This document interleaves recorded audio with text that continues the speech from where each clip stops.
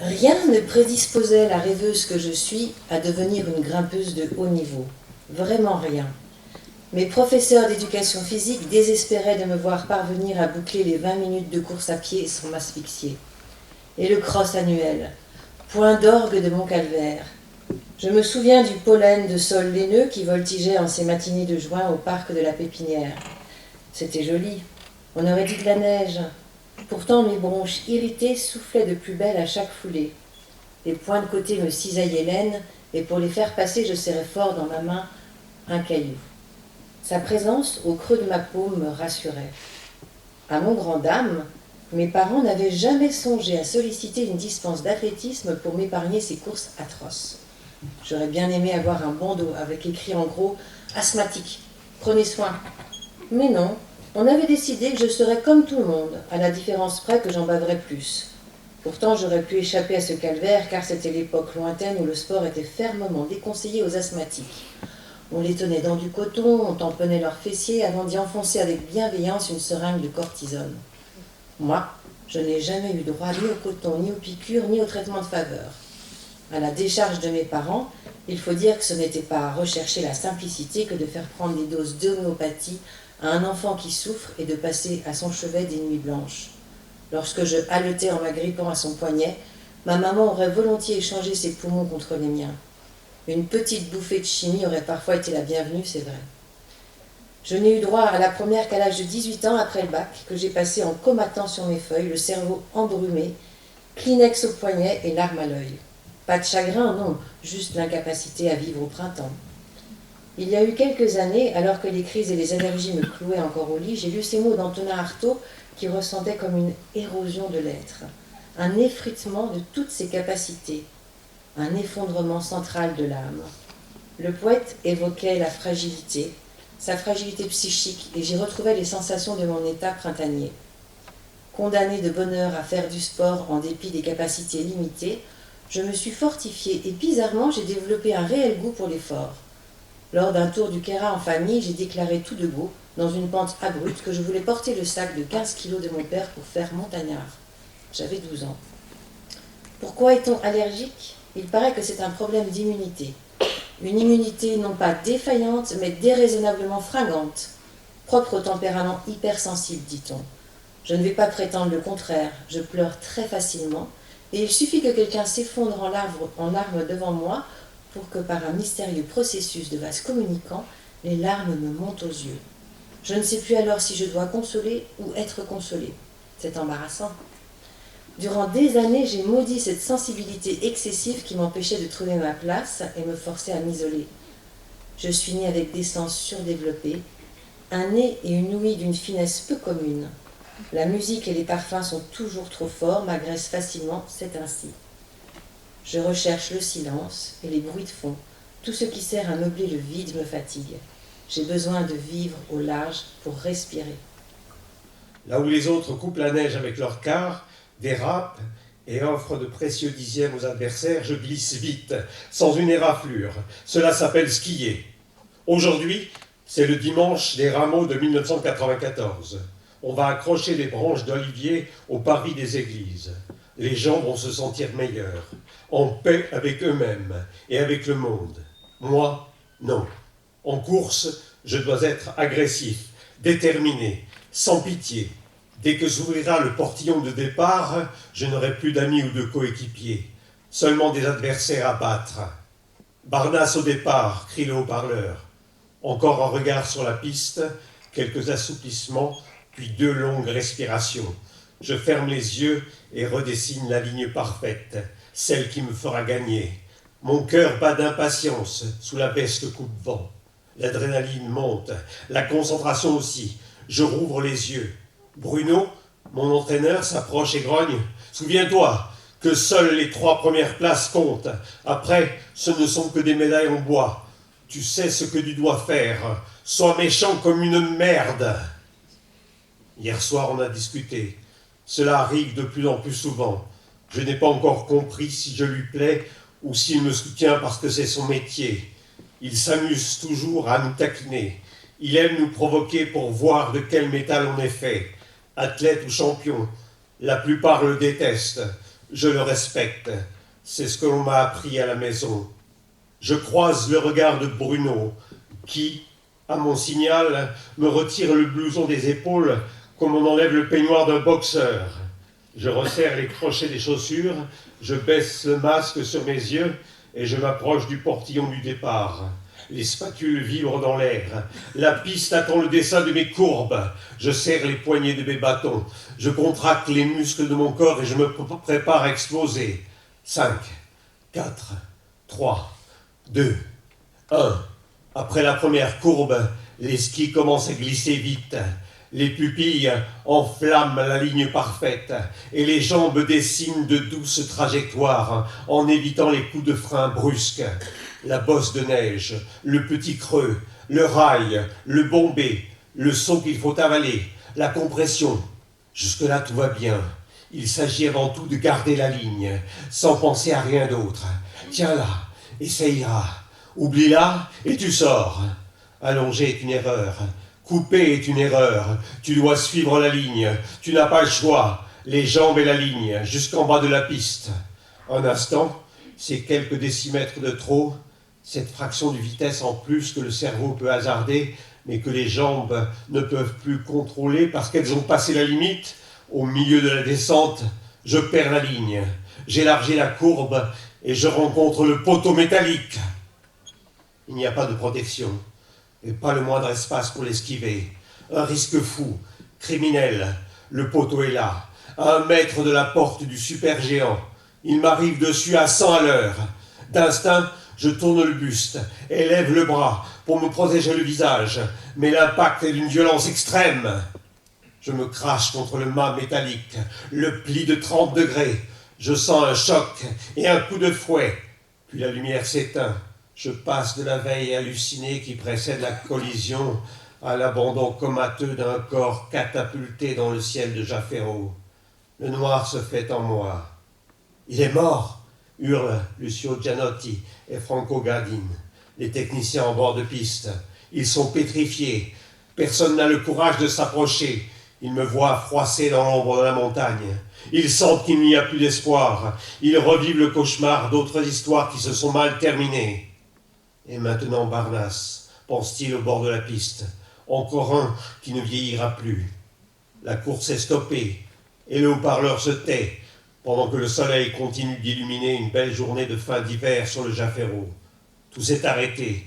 Le vent, les parfums, le printemps, la course. Tous attendent. Sur la piste, la vie est suspendue. J'ai pour livre de chevet un ouvrage admirable et dangereux, L'Himalaya en style alpin, d'Andy van Schweeg et de Stephen Spinebold. Avec le recul, je comprends mieux ma motivation. La haute montagne est source de joie immédiate. L'escalade en falaise, ce sacerdoce nécessitant une routine exigeante, ne me fait plus guère vibrer.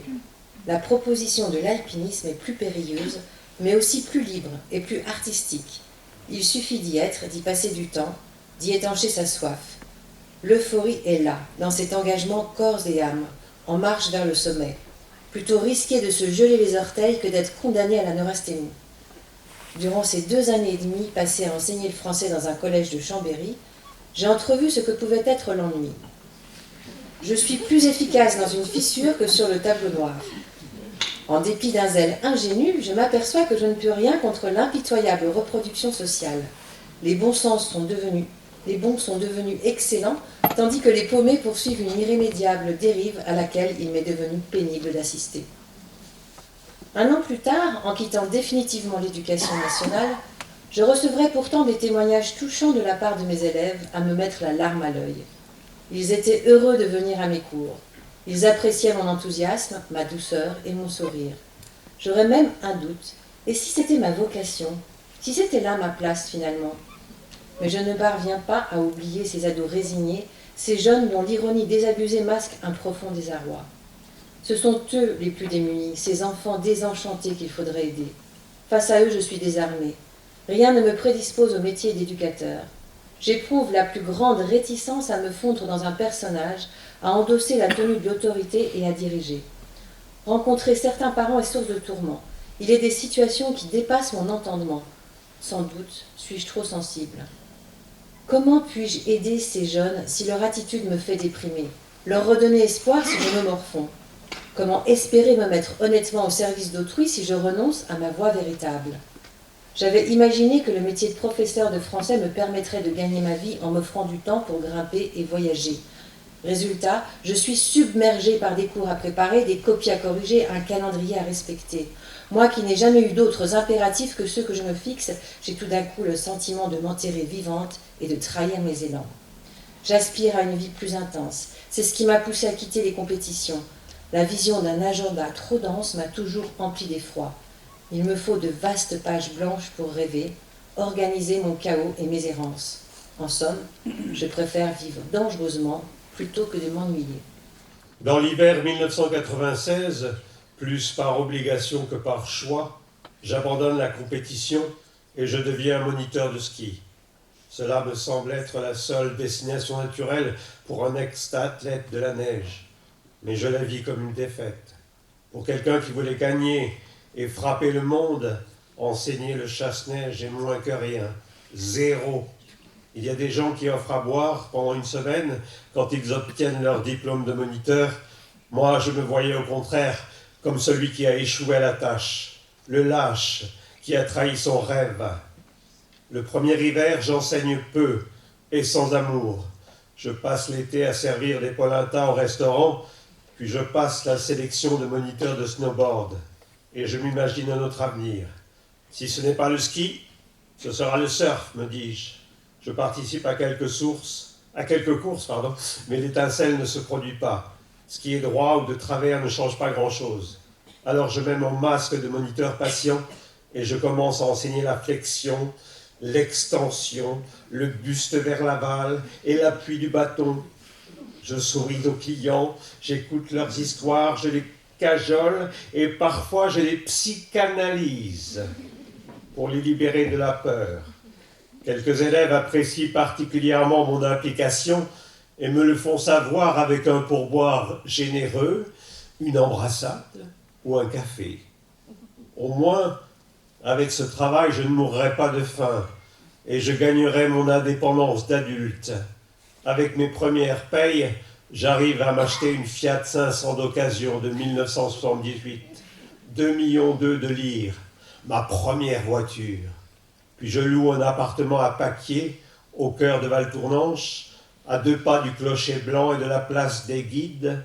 Je m'installe dans la maison qui, pendant quelques années, a hébergé mes grands-parents, mon père et la tante Yvonne. En habitant seul, je vis selon mon propre rythme et je m'adapte rapidement à celui de moniteur de ski. Réveil à 8 heures, café très fort, journée sur la neige, parfois aussi sous une forte chute de neige, fin de journée à 5 heures de l'après-midi, apéritif, douche, chemise propre, fête, femme, alcool, longue nuit, sommeil bref, réveil à 8 heures, café très serré, c'est reparti pour un tour. Ma nouvelle vie me distrait, me tente et me plaît. Je m'y glisse en douceur. Je vis dans une sorte d'ébriété permanente, laissant les tourments et les questions pour l'avenir. On dirait un beau jeu. Il semble éternel, mais mon corps et mon esprit ne sont plus ceux d'un athlète. En bref, je comprends que la bella vita offre beaucoup, mais demande plus encore. Elle marque inexorablement le physique. C'est un tourbillon doré qui apaise et endort. La belle vie décide et choisit pour toi. Quand tu te retournes, tu ne vois plus que des jours et des nuits qui se ressemblent. Et même si tu n'arrives plus à distinguer les soirées les unes des autres, tu dois être debout à 7 heures du matin, toujours prêt à repartir pour un tour de manège. Et si le parc d'attractions de Servignan ne suit pas, alors on prend la voiture et on fait une course en Ligurie pour remplacer la montagne par la mer, le Cervin par Portofino. Mais ce n'est qu'une nuit indifférente, sans but et sans gloire. Un jour de mars 1997, me voyant plus distrait que d'habitude, mais avec la force et l'inconscience des 20 ans que je vais fêter à Noël, mon père me propose de nouveau le Cervin. C'est l'hiver, dis-je. Justement, avec la neige, c'est plus beau. Nous nous étions focalisés sur cette immense muraille grise striée de coulées ocre et mauve qui domine le petit village de Tagia dans le Haut-Atlas. Nous alternions les cordées et ce jour-là, alors que la fin de l'ouverture approchait, nous avions décidé de monter à pied au sommet et de descendre dans la face en rappel pour rejoindre notre dernier relais, 200 mètres plus bas. De là, nous reprendrions l'ouverture et Fred Ripper, notre caméraman, pourrait nous filmer car les images sont toujours plus belles vues d'en haut et plus spectaculaires. Après 2 heures de marche raide, nous avions atteint le plateau et quitté le sentier pour emprunter la crête dentelée du sommet. L'arête était interminable, avec ses multiples créneaux à franchir. Je me sentais faible et fatiguée. Le lourd sac à dos sciait mes épaules et mes compagnons étaient hors de vue. Le vent s'était levé et les 800 mètres de vide à ma gauche m'intimidaient. Je craignais de perdre l'équilibre. Les sourcils serrés, j'assurais avec précision mes prises de main et me concentrais sur chacun de mes pas. Enfin, les sections les plus exposées étant derrière moi, je me relâchais. On m'a dit que j'avais poussé un cri de chevrette. À présent, les détails se sont effacés.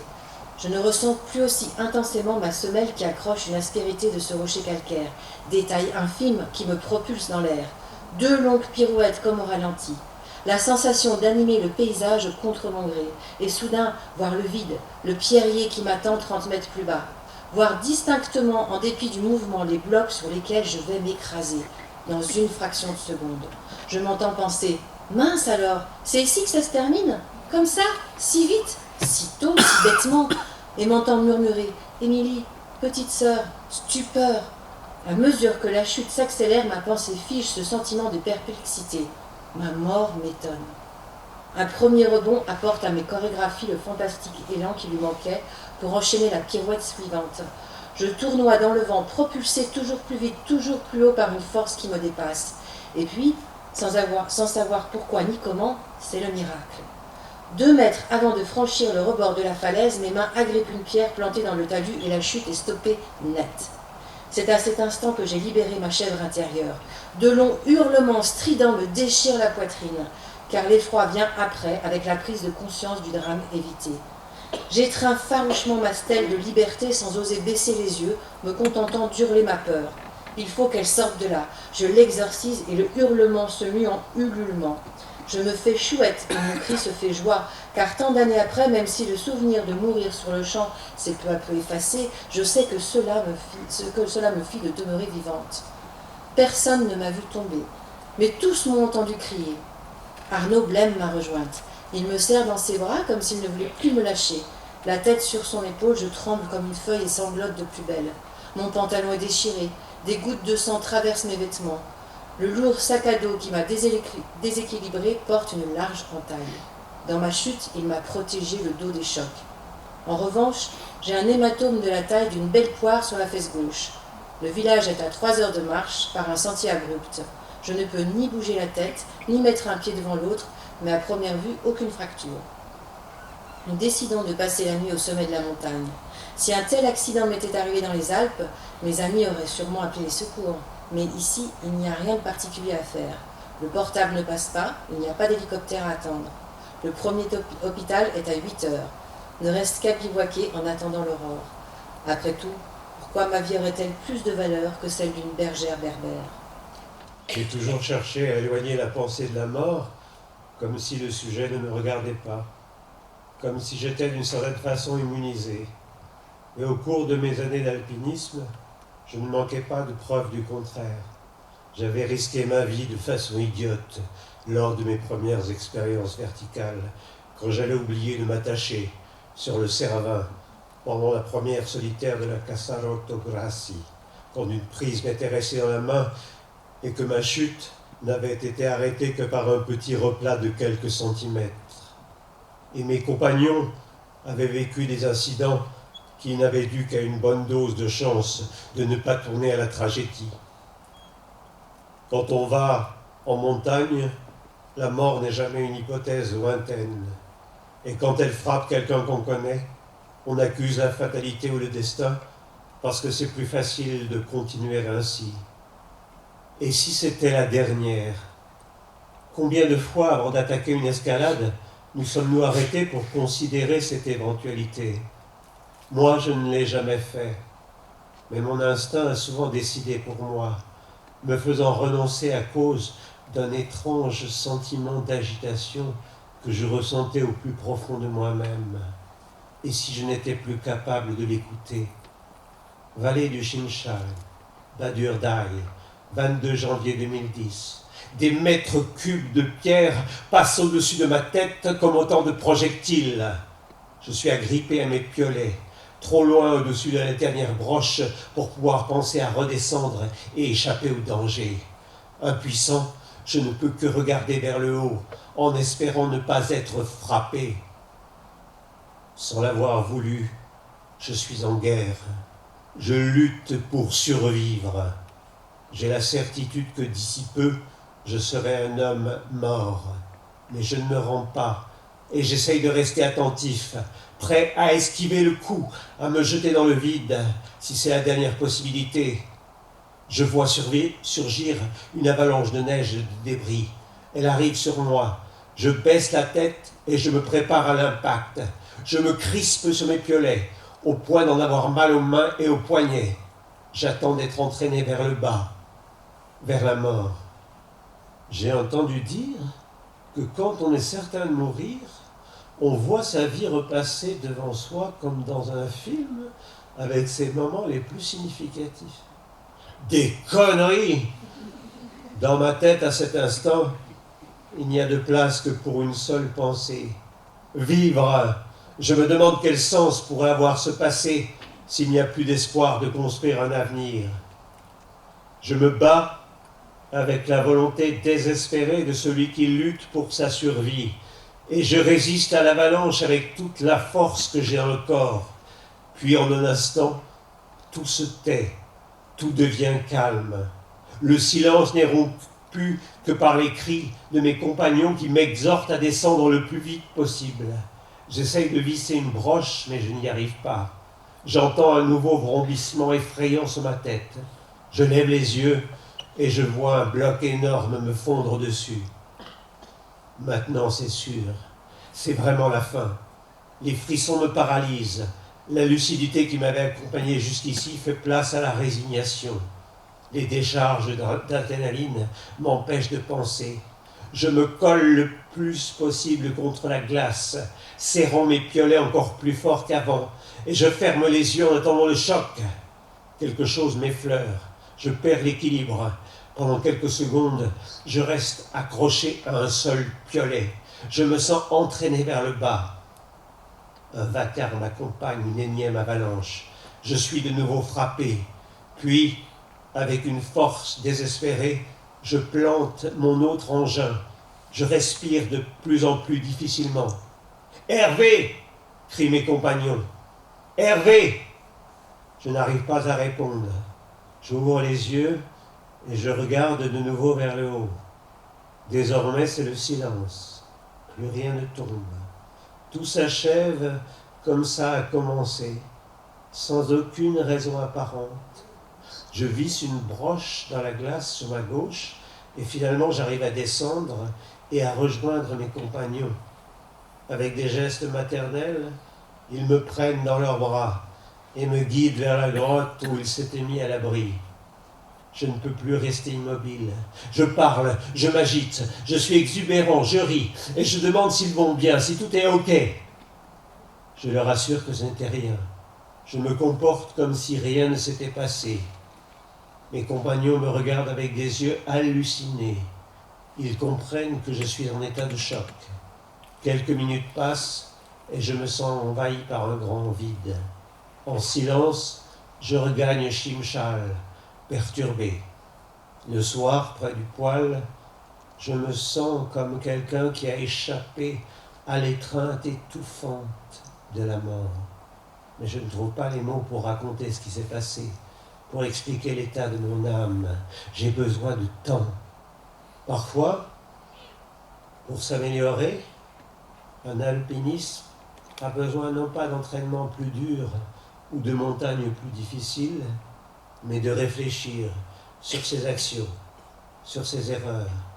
Quand je quitte Shimshal, mon sac s'est alourdi de quelque chose de nouveau. Une expérience qui m'a fait mûrir, comme homme autant que comme alpiniste.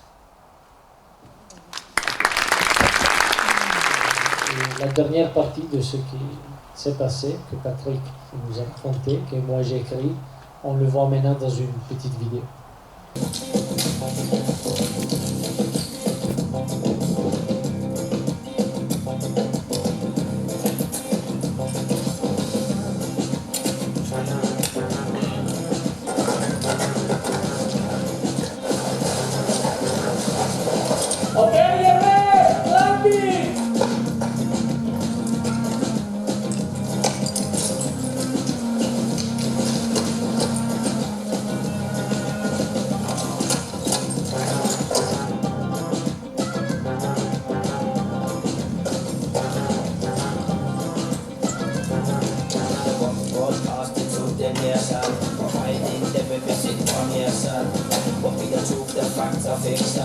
Everything I think is just logic confusion. Eyes on the light, digits on the cable.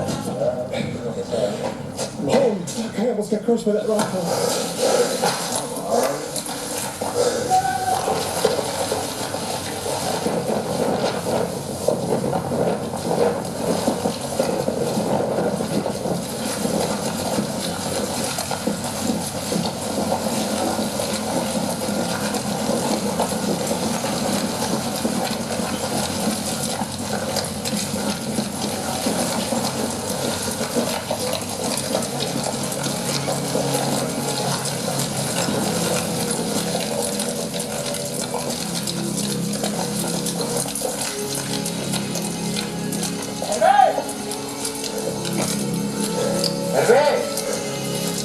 Are you okay?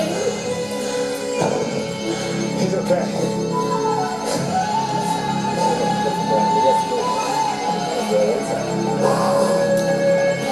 Let's get the guy out of here!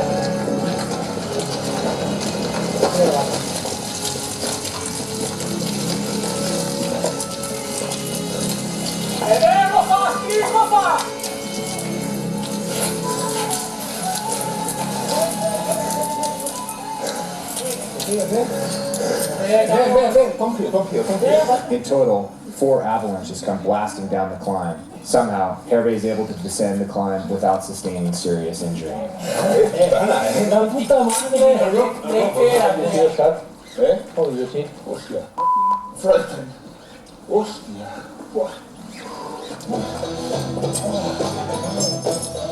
scary, very scary. That was so close. But I think the fourth of us, because 1 hour later, we were there. Yes, all All of us. Stoked to be alive, we decide Badr is not the training ground we've been looking for.